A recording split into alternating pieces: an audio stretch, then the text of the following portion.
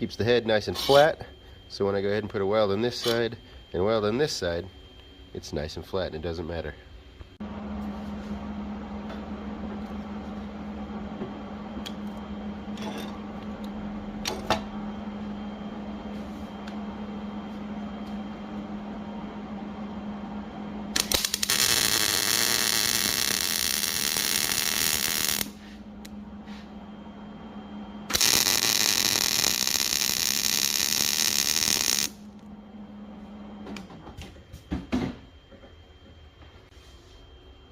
Okay guys, there you have it. He's all done up.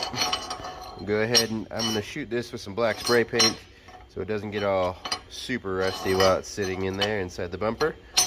But yeah, when we do that, then we will mock it up.